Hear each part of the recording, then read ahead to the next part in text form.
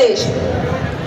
अपनी बातों को शुरू करने से पहले मंच पे उपस्थित हमारे आदिवासी पुरखों को मैं नमन करना चाहती हूँ कि उनके आशीर्वाद से 1 साल 13 दिन जेल में रहने के बावजूद भी मैं आज यहाँ पर सक्षम हो चुकी हूँ कि आप लोगों के बीच में अपनी बातें रखूँ और आदिवासियों के जल जंगल जमीन और उनसे जुड़ी अधिकारों को आपके समक्ष रखूँ और उनको बचाने में आप लोगों को सक्षम करूँ।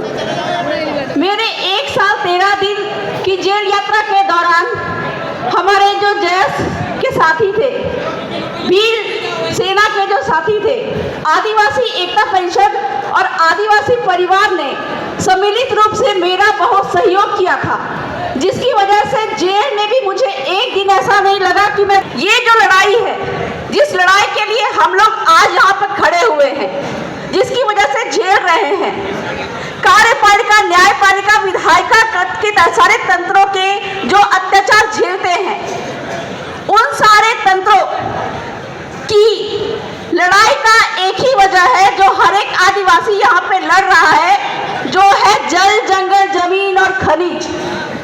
इसी जल जंगल और जमीन और खनिज को बचाने के लिए ही सारे आदिवासी जो है आज अपना अस्तित्व यहाँ पे बताने के लिए एकत्रित हुए हैं। तो आप लोगों को भी यहाँ पे जो उपस्थित हुए सबको बहुत बहुत जोहार।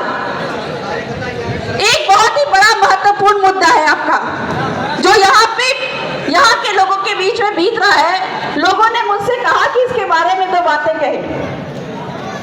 2 बहुत बड़े महत्वपूर्ण मुद्दे हैं, जिसमें वन अधिकार अधिनियम 2006 के तहत जो आदिवासी समुदाय जंगलों में रह रहे होते हैं, उनको सरकारी तंत्र उनको अपने जंगलों से, अपने बाप दादाओं की जमीन से बेदखल करते हैं। साथ ही साथ में कल तक हमको पता था कि ये जल जंगल जमीन हमारा है, हमारे बाप दादाओं का है, लेकिन आज वन विभाग के लोग और जो 75 साल के कमल कांग्रेस की जो सरकार है वो बोलती है कि ये हमारी जमीन है। जैसा कि रतलाम में निवेश क्षेत्र के नाम पे, दिल्ली मुंबई नेशनल कॉरिडोर के नाम पे वहां पे जो आदिवासियों को भगाया जा रहा है, कल तक हमको ये पता था कि ये जमीन जो है हमारे बाप दादाओं की है। क्यों? क्योंकि हर किसी यहाँ पे बैठे हर किसी व्यक्ति को जो जमीन मिलती है वो अपने बाप के बाप के बाप के बाप से मिलती है। लेकिन आज सरकारें आके बोलती है कि ये खाली पड़ी जमीन जो है वो सरकारी है।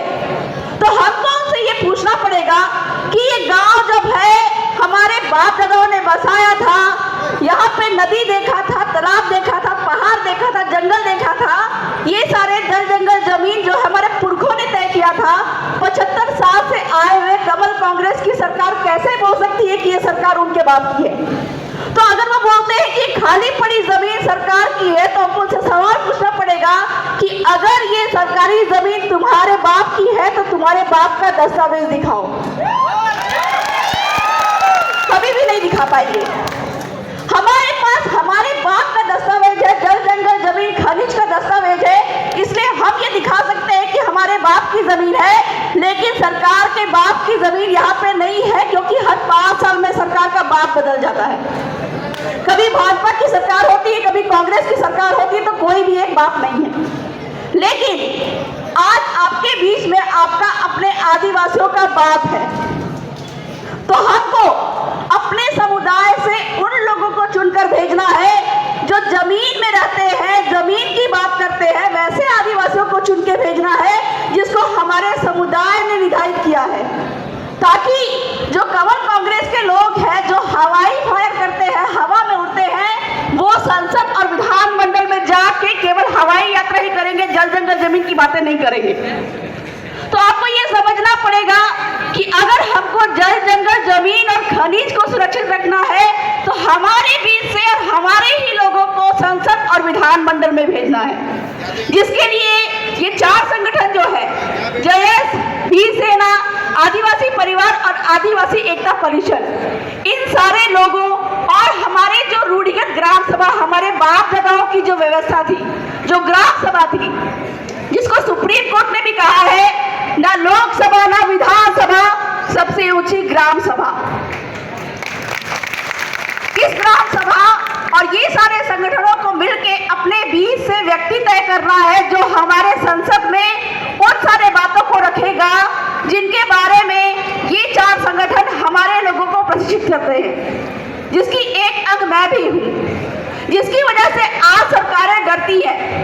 ऐसे ही पूरे 272 गांव बैठे थे। मैं झारखंड का एक किस्सा बता रही हूँ। झारखंड में ऐसे ही 272 गांव बैठे थे, 15,000 लोग थे और 12 पुलिस अधिकारी आए थे। 4 आंसू गैस की गाड़ी थी, 300 पुलिस फोर्स है। उन सभी के बीच में कलेक्टर महोदय को ऐसे ही गांव के बीच में बैठना पड़ा था, जमीन पे बैठना पड़ा था।